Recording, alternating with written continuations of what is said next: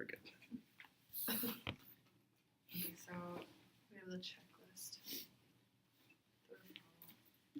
Okay, so we'll go over strengths first. Yep. Okay. And then parent concerns and their input. Yep. Yep. And then his achievement level, right? Yep. Functional performance, and then the effects that his disabilities had. And then we'll move into goals, which is you, right? Mm-hmm. Sweet. And then services and placement. That's going to be between the three of us. Yeah. We should all just kind of chime in there. Yep. Okay.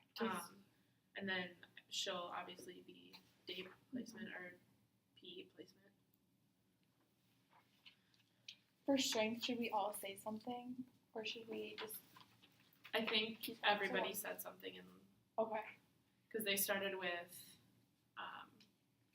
the gen ed teacher and then moved to the special ed teacher, and then the parent said something about the strengths, and then the parent moves into any concerns that they have.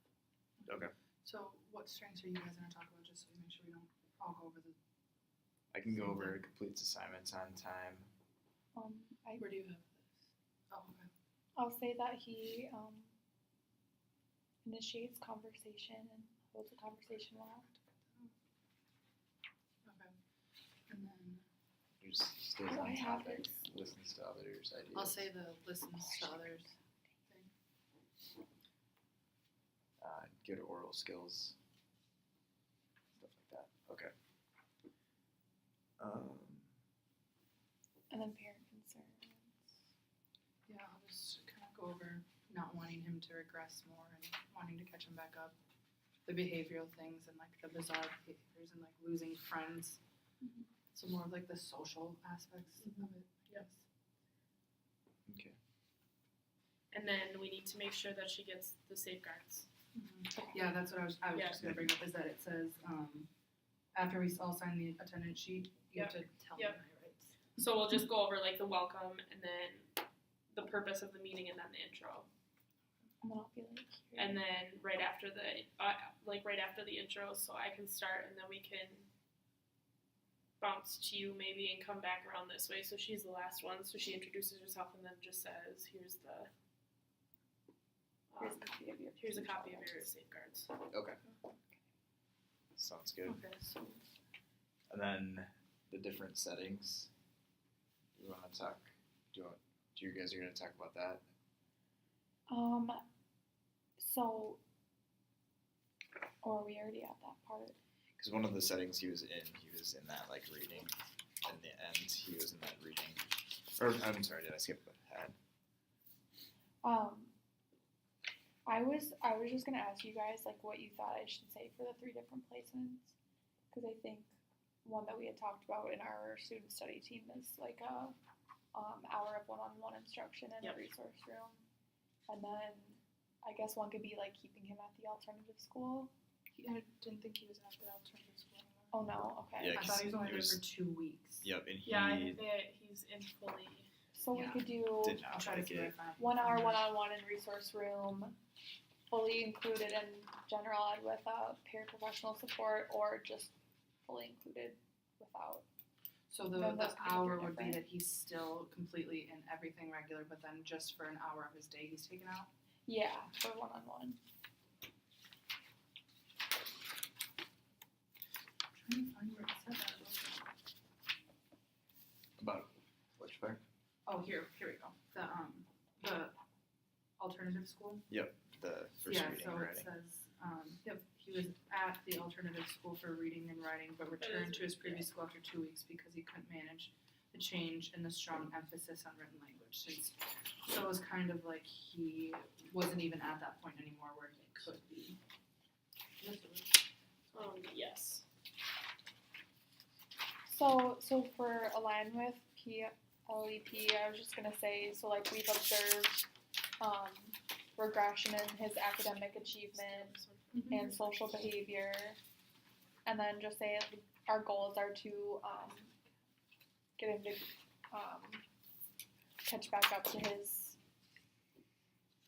past level of academic achievement and social behavior by the next time we meet, or at least make progress towards that goal. And then observable behavior, just say like a few of the things that he needs to work on. And then for how measured, I know we were going to say that he should meet with you, like the counselor, once a week to talk about his social behavior. Yep. And we talked about self-monitoring. Yes. And then I was just going to say for grade-wise that his whatever placement we decide, his teacher will monitor his academic achievement, and then he'll also be like tested through like standards testing that we do as a school anyways. Are you just gonna have her use the same checklist that she already does? There's like a checklist that she uses to monitor. Oh, this is behavior, I think more so. What are you asking? The teacher has a checklist that she. I think it's speech, isn't it? Oh yeah, pragmatic speech. Can you share this? Yeah. Also, pause. You're the case manager, aren't you? Mm-hmm. So then, like, on this it says the facilitator or the case manager. For which part? On, like, her how to run an IEP meeting, it says seating arrangements, the facilitator, sped case manager should sit next to the parent. So that would technically make you the... So then, do you want to swap? Switch that. Yeah. Okay. Yeah. You want me to come over here? Do it that way. I mean, you I don't guys- care because I'm just the counselor at that point. So I'm just... So then for the questions part, like when you're asking, who's asking, like what changes do you see at home, what methods, what accomplishments do you think? The facilitator asks Okay. questions. So I'm just gonna say like that we've been working on like thinking before you act, going over like situations with him and how he would act if that happened, and then just like Oh, this was your notes. So am I facilitating one? Yeah. Okay.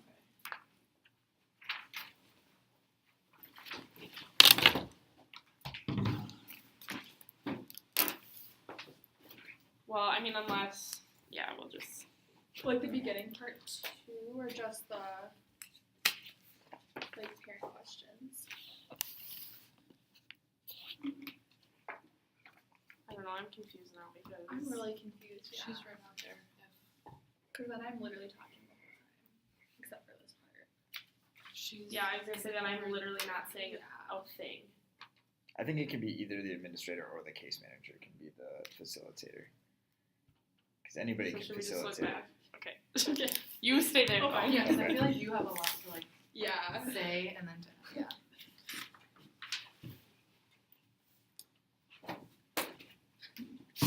Bring Brother Rosie.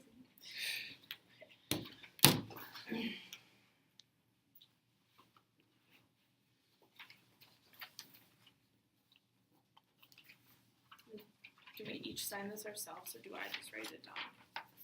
I think that. Yeah. Yeah, it just gets passed around while the IEP is going. Okay. Do you want this checklist? Sure. I guess I don't really need how to run an IEP. You can just hang out of that if you want. Okay, so you'll just have everybody send that around, ask, share the parental rights, and then we discuss the meeting purpose, and that's just to go over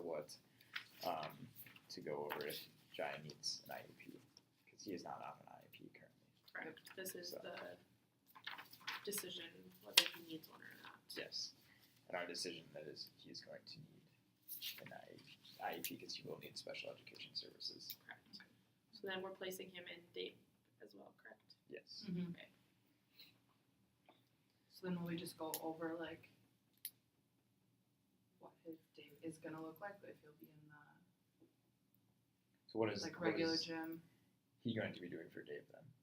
Like, is it just gonna be a helmet and like potentially like activities that could harm him, or is it gonna be all the time?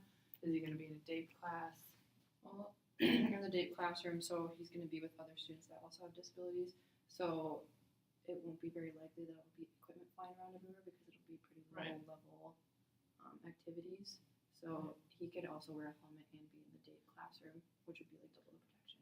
Right. But if he's in a DAPE classroom, since he's kind of like functioning higher? Mhm. Is it gonna We be as can- effective well, for yeah. him We as it? can make variations to make it more at his level.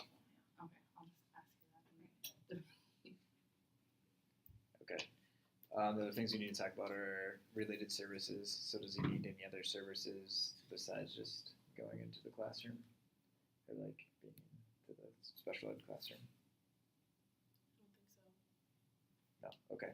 So transportation needs, he doesn't need any, his mom drives him to school. No other aids or accommodations or modifications.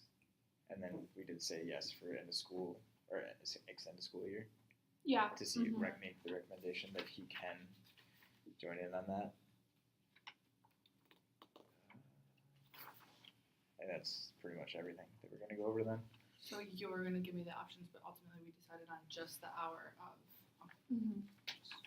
So I should still bring up the general PE class option.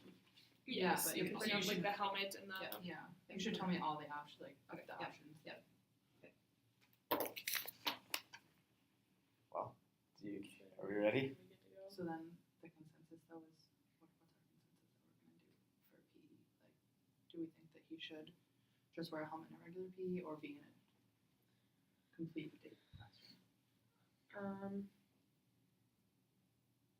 I mean, personally, like my personal opinion on that is that TBI people, I don't know how to like students with TBIs should be in full-time day just because that does restrict the chance of them Or getting raise the risk of them getting injured again. hit. Yeah. And if they stated in here that, the GI report that they didn't want them to get in that again. Right. And because his was pretty severe, Plus and it with said- the like stitches on the side of his face Yeah, and it's under everything. stitches. Yeah, it's in the frontal lobe, Yeah. neck. So it decreases risk of getting hit. I also have tip visuals on here since he has problems with like reading and stuff. So it's like a visual. So it says like the term, and then it says the information, and then it has a picture of it, so then he can see the term and then read the definition. And there's also a picture of it. So that could be another service that he was provided in, it could be like an assistive technology for him in a regular classroom. Okay. Are you ready? Yeah, because that's the only, he's fine verbally, it's just Yeah, like. that's just like reading and written stuff.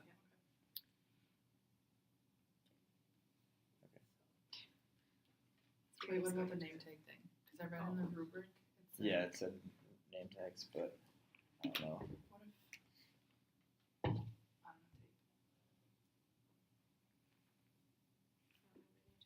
Do you think we can I haven't thought about bringing mine. I wish I would have. I did too. Here we go. Just make some nifty ones real quickly. How many do you need? 5? It's just in my backpack at all times. Nice. I just don't know where to click it. Good job. Oh, you're not wearing it. You're wearing a jacket. Put it out in front of you. Oh, perfect. It's so awkward being a girl trying to put this somewhere. Put It's it like Mhm. there's a top of my nipple. Do No, we need the- like our name on it, or do we need our role? Probably just our name. Should I have it closer to the camera so you can see what's there? Sure you don't want a nifty paper one? Positive.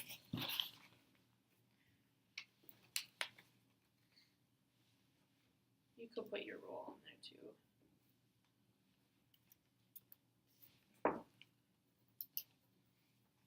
It's just like awkward. Nope. Can't even like see mine. Oh wow. Alright. Alright. So, what time is it? Timekeeper on the watch, right? So it's 6 or 5:50. Yeah, 5:50 we'll go with. Okay. Welcome everybody. We're here to determine what services should be provided to Jaya to get him back to his pre-injury academic and social levels. I am Grace Dearden. I am the counselor at Winona Area Public Schools. I will be facilitating this meeting today. Before we get started, let's go around and introduce ourselves. So we'll start right here. I'm Emily. I'm Jai's mother. His father wasn't able to be here today due to work. I'm Celia Feldhaus Cruzy, and I'm a special education teacher and will be Jaya's case manager. I'm Tristan Jensen. I'm Jai's second grade general education teacher. And I'm Ellie Bauer, and I am Jai's physical education teacher. Okay, so now that we know who everybody is, I'd like to welcome everybody to participate in this meeting today. Keep an open mind with what everybody has to say. Let's get along and keep open minds with everything. We're going to move forward. We're going to talk about his present level. So we're going to start with his strengths. Do you guys have anything as his educators to say about his strengths? Yep, he's really good at initiating conversation and maintaining conversation as well. Jai does a great job completing his assignments on time. At home, Jaya does a very good job of listening. Perfect. So as the parent, what concerns do you have for Jaya? What do you think would work for him? What have you seen working? Well, ultimately, his behavior is really concerning to me, and I think that has a big role in his academics as well. I see him isolating himself socially from his peers, whether that be his choice or his severe behavioral issues, I think, are causing some of that. And also, I don't want him to regress anymore academically, and I'd like to see him get to where he was before his accident. Perfect. Why don't we talk a little bit about his current academic achievement and where we would like to see him go with that? Do you two want to? Yeah, I can start with this. So we do have testing that started in March 2003. This was prior to the injury that happened. So I'll go over some of his standard scores that he had. For his reading scores, he was at 115 on the standard score in the 84th percentile. For math, he was at 110 and in the 73rd percentile. And for written, he was 112 in the 79th percentile. Do you understand the percentiles and everything with his reading? No, can you explain what a percentile is to me, please? So the percentile is the amount, like if he's taking the test, it's the amount that he falls under. So if he's in the 79th, he's in a higher percentile. Okay. So I'm going to go over where he's at currently now after his injury. So his injury, after his injury, so this is taken in March 2004. This is like a year later. So he had regressed down to 90 on his standard score, which he fell to the 25th percentile in reading. In math, he scored a 95 on the standard score and fell down to the 33rd percentile. And in written language, he scored 89 and went down to the 20th percentile. So you can see he drastically came down in reading, math, and writing after that. The next testing we did was the Iowa Test of Basic Skills. And in 2004, he scored a 93, which he fell into the 32nd percentile for that as well. We did not do a test in March 2003 for the Kaufman test, but that's a reading composite test. But he did score 130, which he did really well in 2003. He really does like reading. He's good at that. And he fell into the 98th percentile with that. And as of 2004, he dropped a little bit into 101, which was the standard score, and fell up to the 53rd percentile. So. We do today have a copy of your procedural safeguards for you. Yep. So I'll get that to you before we proceed any further. Okay. Let's move on and talk a little bit about his functional performance in school.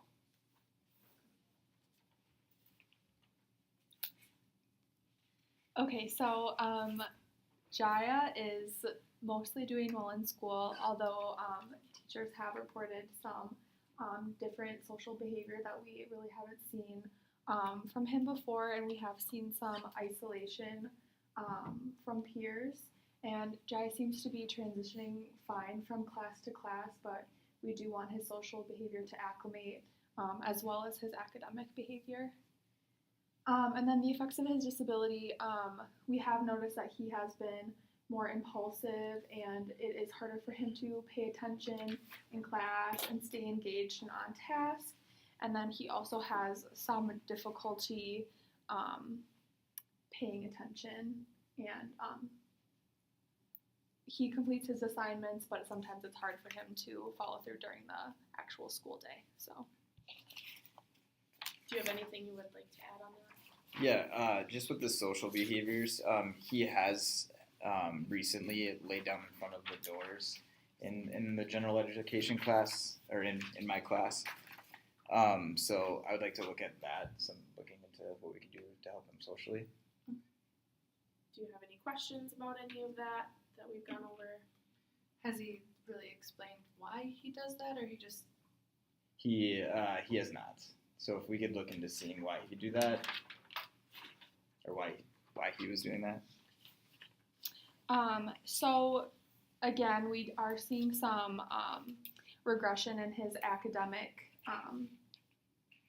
performance since before his accident, and also some social isolation and different social behavior than we have seen with him before.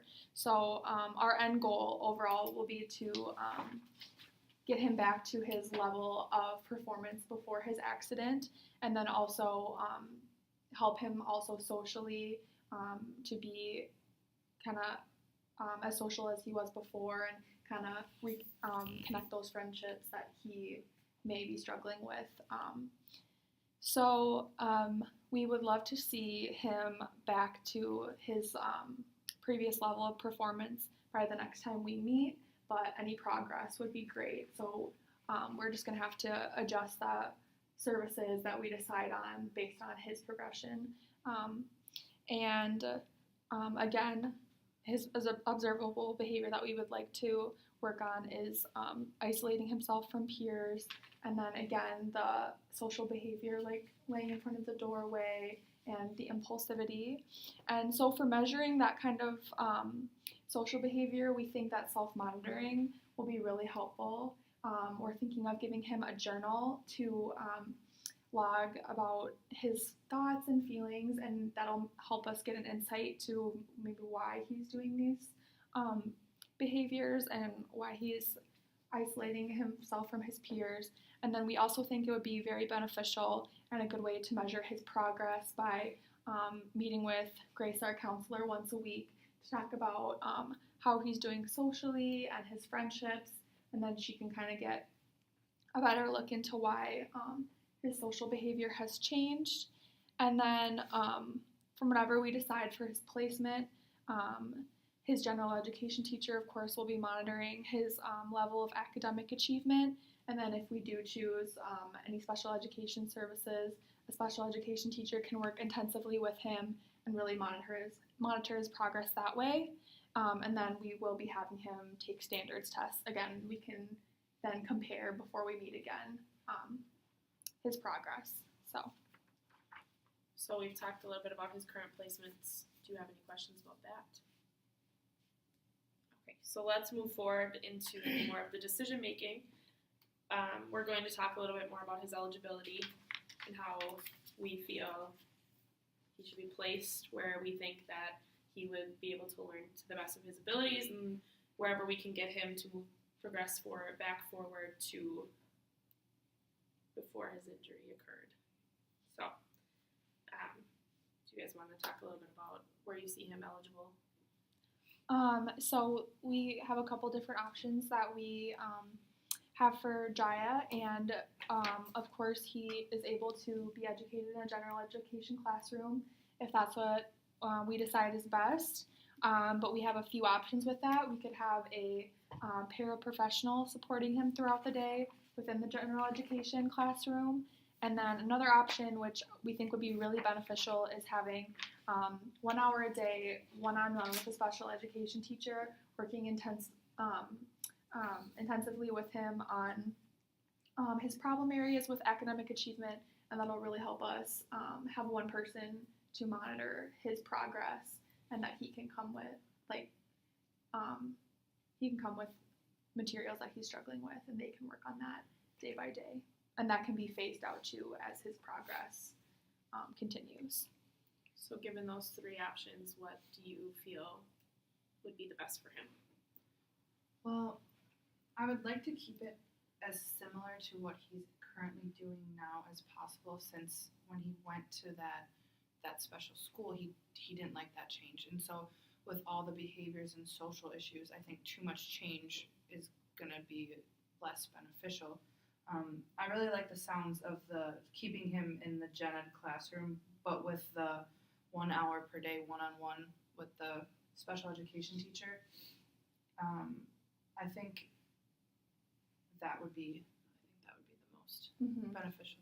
Yeah, and that way it would be the best way for us to monitor his academic success, because it would be me handling it, and I'd be his case manager, and so I can work with him and monitor his progress closely that way.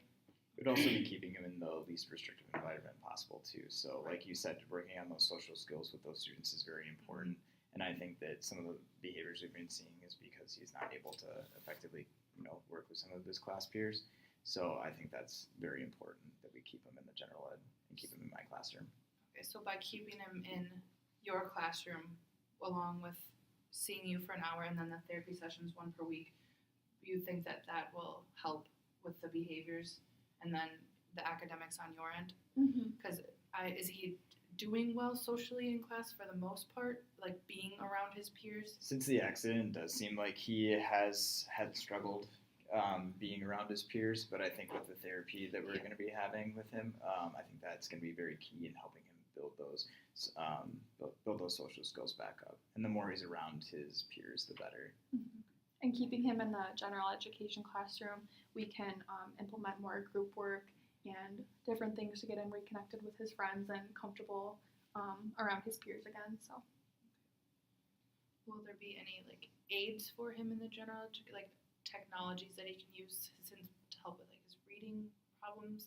Is that something he can do? That is something that we could look into. We could definitely look into adding some aids. Yeah, there are a lot of different options for assistive technology. Once I start working closely with him, I can kind of get a better look of what might be beneficial for him, and then we can implement that through the IEP. So I can take a look at that. Another aspect we do have to look at is physical education, where we think that he is going to be best placed. So I will let Ellie take over as our DAPE instructor for you. Yeah, there's a couple different options that you have with this one. We can keep him in the general PE classroom. With that, obviously, there's some more risks of him being injured, but we can put a helmet on him. So if he were to get hit in the head by a piece of equipment, it would protect his head a lot more. Or we can put him in the DAPE classroom. And so in this classroom, he'll be with other students that also have disabilities. And it's a lot lower level of him having a risk. He can wear a helmet in this, or if you do not want him to wear it, he doesn't have to, since it's more of a low-level environment. But since he has more of a higher functioning ability, we can implement variations into our plans to make things more at his level. Okay, I like the sounds of the DAPE classroom the best. I think that would be the best to not have him further injure his head. Going back to what you had said about him having technologies in the classroom, there is one called a tip visual. You could use these in the general education classroom too, but how it goes is basically you can have a sheet of paper and you list the term that he's trying to learn. So in PE, we could have him do galloping or something. So if he's trying to work on his reading skills, it would say gallop, and it would say what the gallop is, and then have a picture of what it looks like, and then they can use those in their classrooms as well. As far as testing goes, would you like to see any accommodations for testing? Do you feel he's doing all right with testing? Orally and verbally, I feel like he's doing fine, but I'm kind of concerned about tests where he has to read a lot of content and answer kind of short answer questions.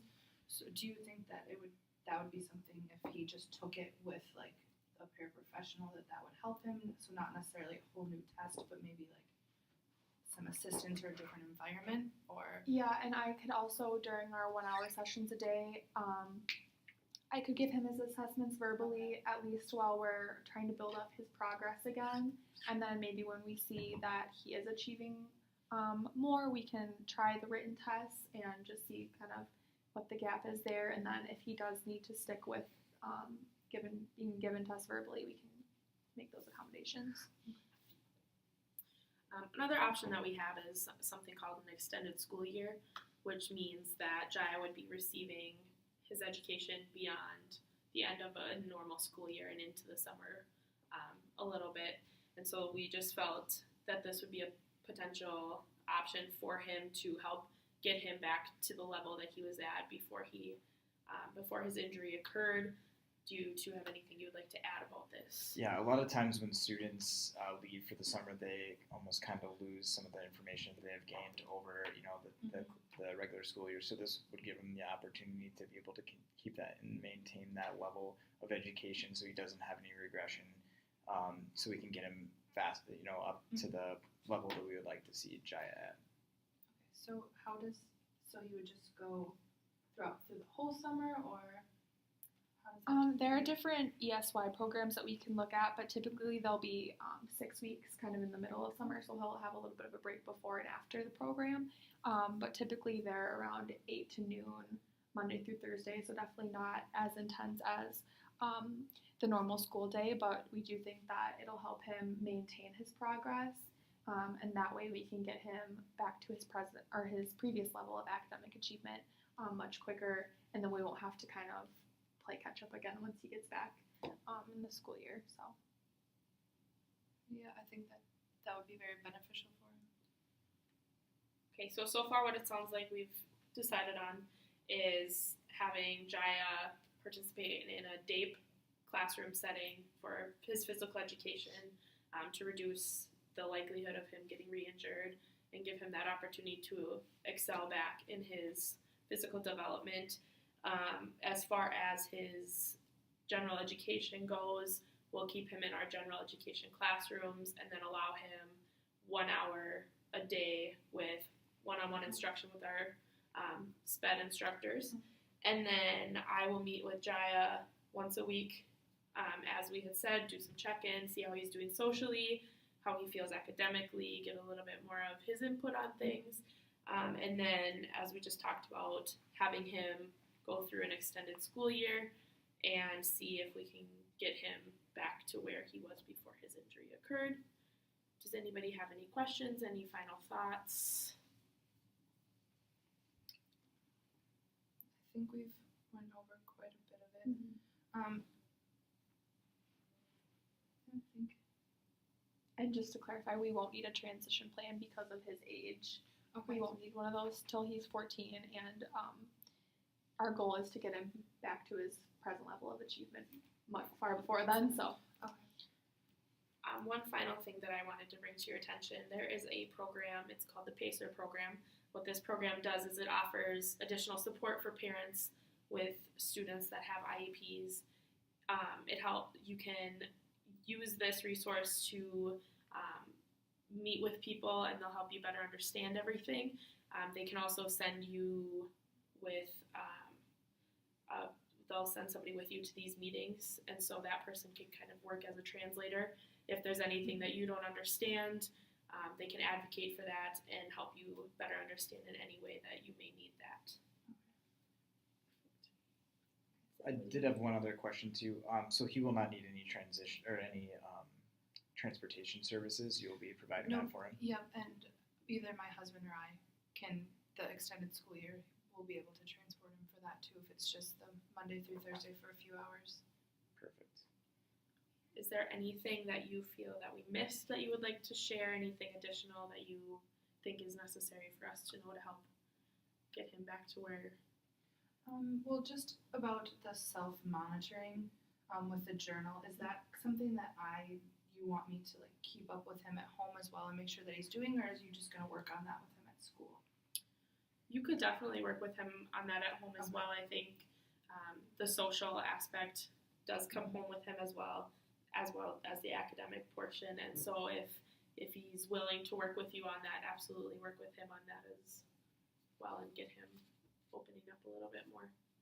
And I would say too, just if you wanted to ask him how his journaling is going or how he feels about it, just as kind of a reminder that he should be doing that from you. So that might be helpful. Okay, so I think that's all for today's meeting. It is currently 6:15, so we'll be ending now. Thank you.